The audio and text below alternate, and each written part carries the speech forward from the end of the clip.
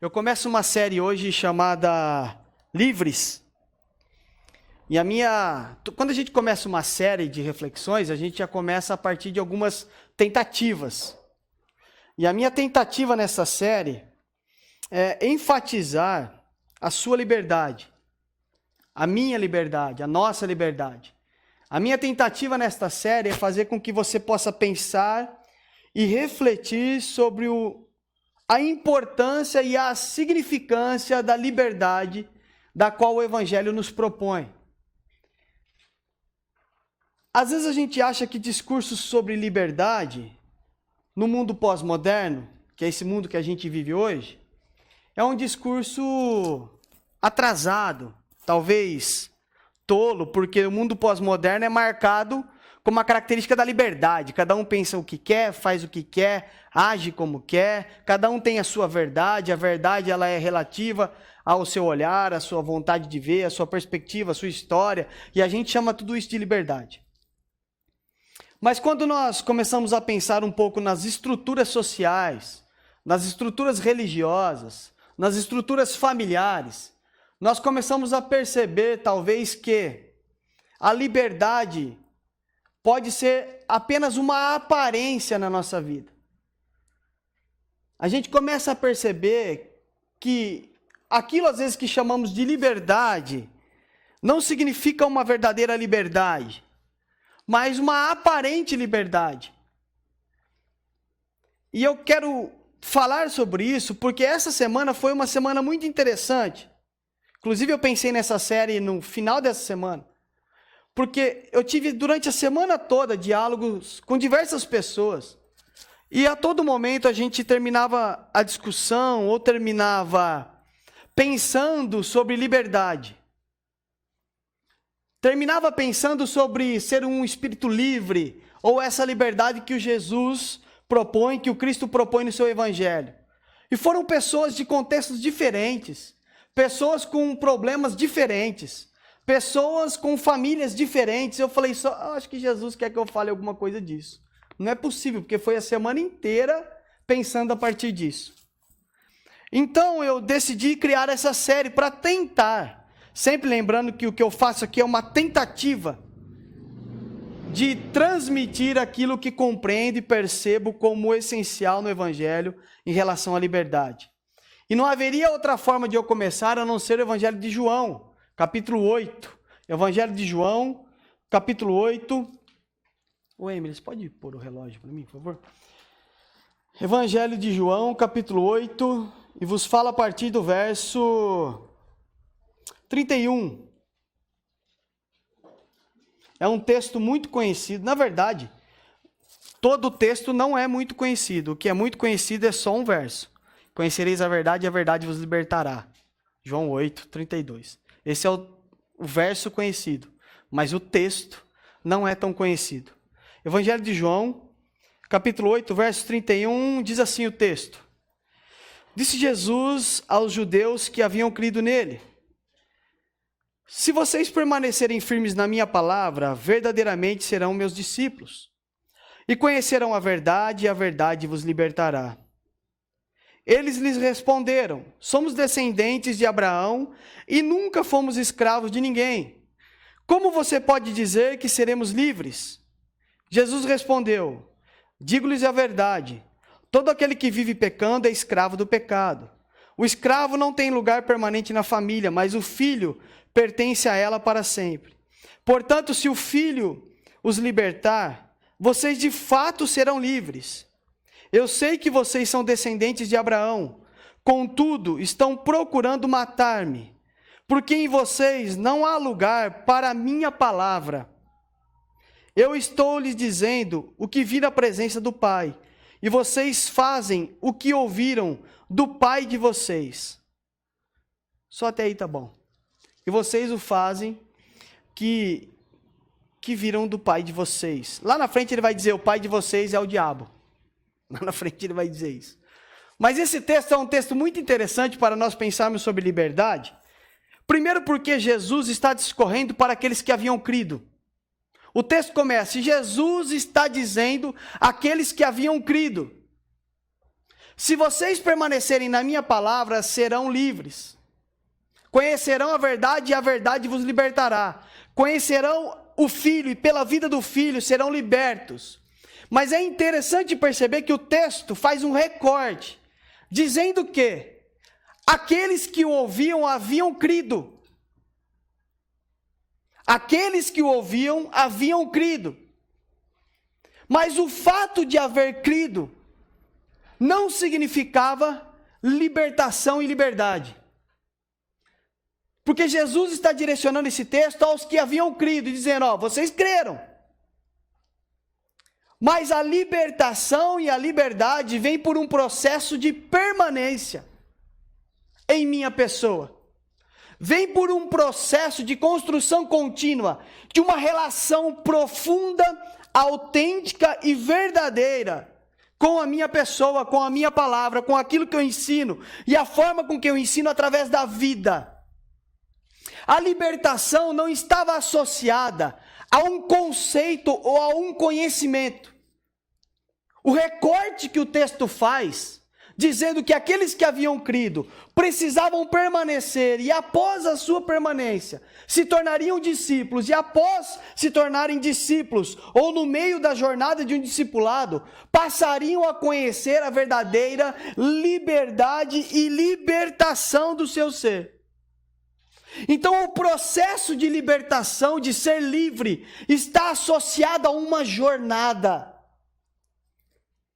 E esse recorte inicial do texto deixa isso muito evidente e muito claro. Vocês creram, legal.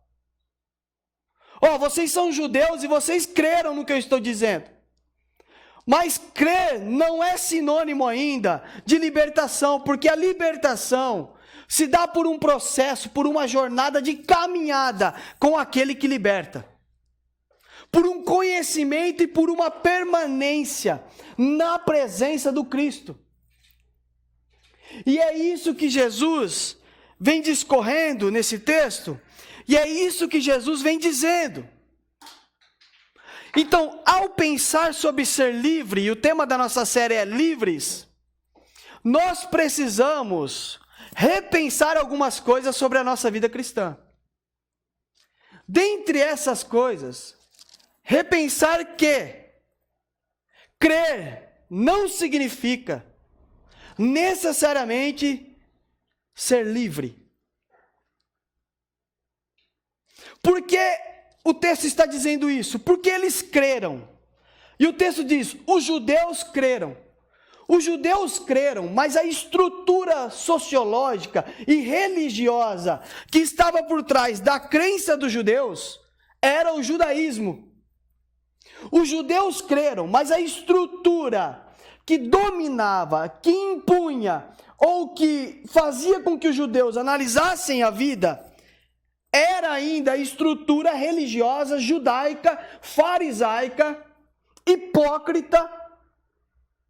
Então eles creram na pessoa de Jesus, mas existia uma estrutura que ainda os aprisionava. O que Jesus está dizendo é, você pode crer, mas a sua liberdade acontecerá a partir do momento que você passa a me conhecer e compreender que nenhuma estrutura religiosa é capaz o suficiente de proporcionar a você a liberdade que há na minha pessoa e no meu evangelho. Nenhuma estrutura religiosa é capaz de dar condições para que você conheça, experimente ou mergulhe profundamente na liberdade que está posta pelo evangelho. O texto faz esse recorte que a gente passa batido. Os judeus creram nele, mas a resposta de Jesus aos judeus que creram nele é: vocês precisam permanecer nisso que creram. Só que permanecer nisso que creram significa o seguinte: vocês vão começar a entrar em choque. Que isso, hein, varão? Caramba, agora até me senti importante agora, hein? Hã? Tá falhando? É porque a gente vai engordando, parece que a garganta vai espremendo, sabe? O que Jesus está dizendo é, vocês creram, isso é legal, mas o processo de libertação de vocês vai entrar em choque direto com esse mundo religioso que vocês vivem. Vocês são judeus, e vocês estão debaixo de uma estrutura sociológica, religiosa e muito mais farisaica. Vocês estão embaixo de uma estrutura religiosa da qual eu me refiro como hipócritas, como religiosos, como ofensores do evangelho. Então, o processo de libertação que Jesus está pondo é um processo de confronto e desestabilização do universo religioso. Jesus está dizendo, você creu e agora você vai se tornar meu discípulo, mas ao se tornar meu discípulo, você vai ter problema com a sua estrutura religiosa. Porque o meu evangelho se contrapõe a essa estrutura que está posta. Porque essa estrutura que está posta é uma estrutura dominante. Ela olha para você, ela é possuidora. Ela possui você. Ela olha para você e ela quer possuir a sua agenda. Ela olha para você e ela quer possuir os seus recursos. Ela olha para você e quer possuir quem você é. Você não pode mais ser quem você é. Você tem que ser um zumbi gospel. Você tem que ser alguém que corresponde exatamente ao recorte religioso do seu tempo ou da comunidade que você faz parte. Você não pode questionar a fala do seu pastor. Você não pode questionar uma pregação. Você não pode dizer, pastor, eu não concordo com isso. Porque não toques no ungido do Senhor. Aberrações diante do evangelho. Porque o que o evangelho está dizendo e a liberdade que Jesus está dizendo é, você vai me conhecer e no meu processo de discipulado e caminhada comigo, você vai compreender que o mundo religioso é uma estrutura humana importante, significativa, que deve existir para abençoar a vida das pessoas, porém é uma estrutura humana. E toda estrutura humana, ela é falha. Ela cede a estruturas pecaminosas, de poder, de dinheiro, de domínio. Jesus está dizendo, você vai se relacionar comigo e você vai se frustrar com esse mundo judaico. Então você vai passar por um processo de libertação. Conhecereis a verdade vos libertará. Se você permanecer firme, você vai ser o meu discípulo e verdadeiramente sereis livres. Porque você compreende que a sua relação para com Deus não está presa em uma estrutura religiosa. Mas ao mesmo tempo, essa liberdade lhe faz pertencer a uma estrutura religiosa, compreendendo que ela é falha, compreendendo que nela contém um monte de gente ruim como você e eu, compreendendo que nela há diversos problemas. E compreendendo, inclusive, que a figura pastoral e eclesiástica é um ser como você, falho, pecador e problemático. Compreendendo que, no reino de Deus, somos percebidos como iguais. Todos nós, talvez com ocupações e vocações diferentes, mas isso não nos faz menores ou maiores. Não deixamos de ser semelhantes, porque ocupamos funções diferentes na estrutura do reino. Não. Então, a compreender a liberdade que Cristo nos chama, isso produzirá em nós choques com as estruturas que estamos inseridos. Você vai olhar para algumas estruturas das quais você está inserido e você vai perceber que existem dominadores. Semana que vem eu vou falar sobre o texto de Pedro, que diz assim, vós pastores, não sejam dominadores do rebanho. O rebanho não é seu. Você só administra. Você usa o seu dom, a sua habilidade, isso cabe a todos nós, como uma mordomia cristã. Mas tudo é dele, e para ele são todas as coisas.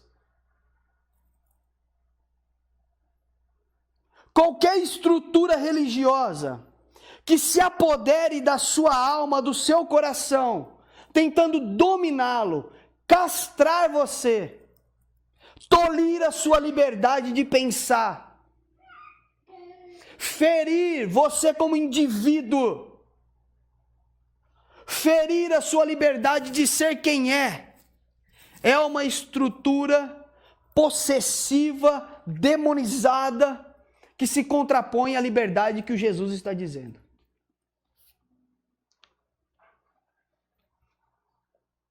Eu não concordo com isso, pastor. Aí está a nossa liberdade. Fique à vontade para não concordar. Então me convença disso. Aí está a nossa liberdade. Eu não quero lhe convencer de nada.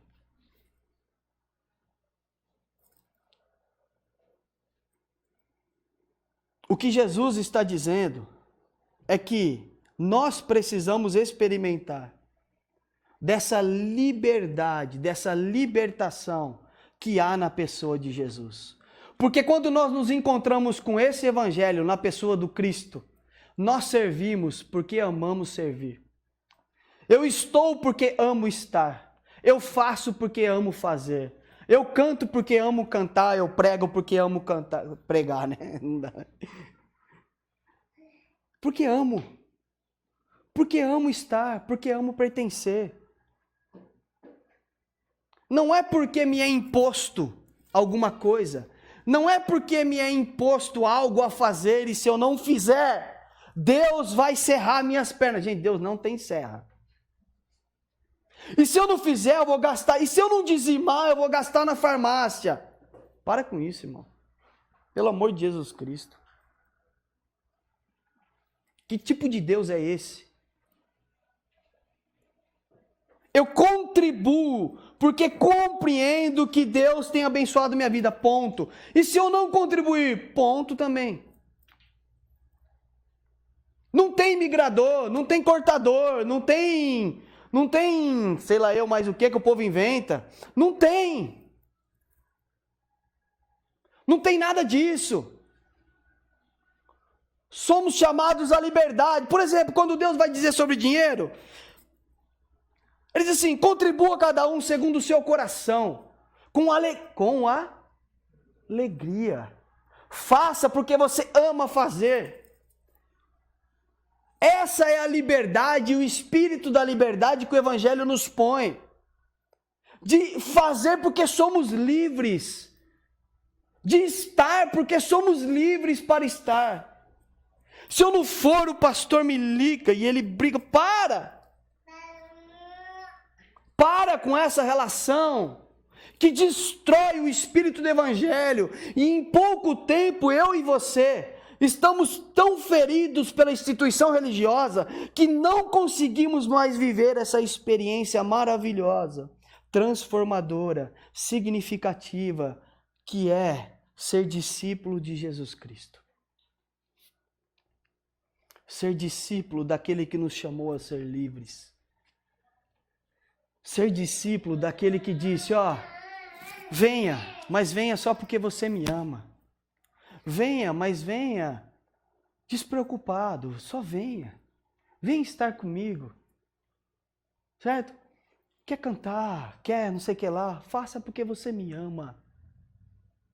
Faça porque você quer fazer. Porque é uma forma que você entende que você está retribuindo ao Deus que te abençoa, que te protege, que te guarda, que te ama. Porque o que tem acontecido hoje é muito interessante. A gente olha para os fariseus do tempo bíblico e diz assim, hipócritas. Vocês são hipócritas. A gente olha para os fariseus e diz, longe de mim, Satanás. Mas a gente replica as mesmas estruturas com nomes diferentes. A gente replica as mesmas coisas que os fariseus. Um sistema religioso que aprisiona, que adoece e que fere. E que se contrapõe a essa liberdade. Eu sei que isso é verdade, mas eu vivo se eu quero. É isso aí, você vive se você quer. É isso. Mas você está dizendo que cada um vive como quer? Não, eu estou dizendo que a gente tem que viver como Jesus. Mas você vive como você quer. E você lida com Jesus por viver como você quer, pronto. A religião não deve ser um mecanismo de controle. Pelo menos aqui na confraria, nós não nos propomos a isso, a ser um instrumento de fiscalização. A fiscalização do outro. E aí, Grulho? Máscara do Homem de Ferro, irmão? Não. Isso é pecado.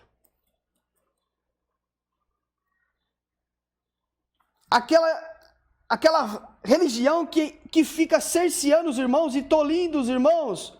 Você não pode fazer isso, você não deve fazer aquilo outro. Irmãos, conheça o Evangelho vai te pôr o que você deve fazer e o que você não deve fazer. Eu venho aqui e falo do Evangelho, você crê se você quer. Você faz se você quer. Você vive se você quer. Mas se eu não quero nada disso e quero continuar vindo aqui, qual é o problema? Pode vir. Você vai jogar sinuca com a gente. Mas já vou avisando que na sinuca você vai perder. Eu tenho que avisar, né? Porque... Aliás, deixa eu dizer um negócio importante sobre a sinuca. Para as mulheres. Sinuca tem uma regra agora. Toda vez que nós estamos jogando sinuca, uma mulher liga pro marido, o marido começa a perder. O André que o diga. A Flávia liga, ele não acerta mais uma bolinha. Parece que é. Então vocês estão proibidas. Isso ainda vão proibir, tá bom? Na confraria. Tá proibida de ligar pro marido na hora da sinuca. É um sacrilégio. É pecado. Isso é pecado, irmãos. Tá bom? Porque você tira a paz do outro. É pecado. Tá? Então deixa o irmão em paz. Jogando a sinuca dele. O André não consegue ganhar mais nada. Se todas ligarem aí dá até... Olha, ó. Isso é sabedoria do alto, irmãos. Sabedoria, ó. Aprende você, irmão. Sabedoria, ó. Deus usou a vida daquele irmão ali agora. Quando você vier jogar sinuca, põe no modo avião. Tá bom? Põe no modo avião. Minha filha ligou pra mim na segunda-feira passada, eu perdi todas. Ela me mandou mensagem, eu não ganhei mais nenhuma. Quem ganhou? Romero. Por quê? Modo avião. Tá bom? Siga esse conselho. Mas esse mundo religioso, ele é muito interessante. Porque a gente reclama de estruturas e se coloca debaixo delas. A gente aponta os religiosos, os fariseus, os escribas. Só que a gente se submete a mesmas estruturas com outros nomes. E a gente fere o espírito evangélico que está dizendo, anda comigo. Então você está dizendo para todo mundo ir embora da igreja? Não, porque eu acredito que aquele que anda com a pessoa de Jesus, ele acaba se colocando em uma comunidade, ele não consegue andar sozinho.